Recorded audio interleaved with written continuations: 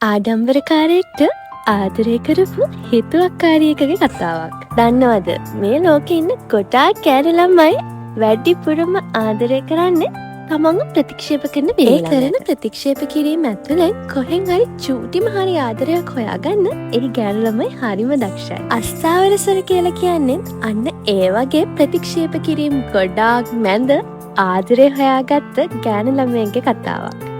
ආඩම්බරකාරකමින් නපුරුකමින් දුෂ්ටකමින් ආදරය පෙන්වන පිරිමි ළමයි. ඒ දුෂ්ටකම් නපුරුකම් සත පහකට ගණන් ගන්නේ නැතුව ඒව ඇතුලේ හැංගිලා තියෙන ආදරය හොයාගන්න ගෑනු ළමයි. හිත ඇතුලේ හංගගෙන හිටපු ආදරේ හිතුවේවත් නැති විදිහට එළියට පෙන්නන තෝර්ෂ සවීනට කොච්චර ආදරේද කියලා මේ පොත කියවගෙන යද්දි හරි අපූර්වවට තේරෙනවා. ගොඩක් තැන්වල ගොඩක් කට්ටිය කියනවනේ එක හිතක් මත් වෙන හැන ගෑනු අඩුයි. ගෑනු නැහෙන්නෙම සල්ලිමත්ද කියලා. එහෙම කියන ගොඩක් අය දන්නේ නැහැ ගැහැණු තමන්ගේ හදවතට දැනුණ ආදරය ළඟ මුළු ලෝකෙම අතාරිනවා කියලා. විතරක් නෙවෙයි මුළු ලෝකෙකම සටන් කරනවා කියලා. ඒ ආදරේ තමන්ගේ ළඟ විතරක්ම තියාගන්න.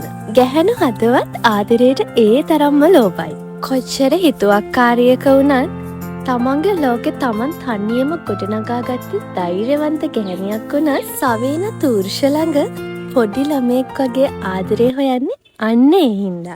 ගැහැණියකට ලෝකෙම තිබ්බත් වැඩක් නැහැ තමන් ආදරය කරන පිරිමියා ළඟ නැත්නම්. ඉතින් ඔයාලත් කියවලා බලන්නකෝ අස්ථාවරසර. ආදරය වෙනුවෙන් ෆයිට් කරන්න ඕනි. ඒ වගේම ආදරය වෙනුවෙන් දරා ගන්නත් ඕනි.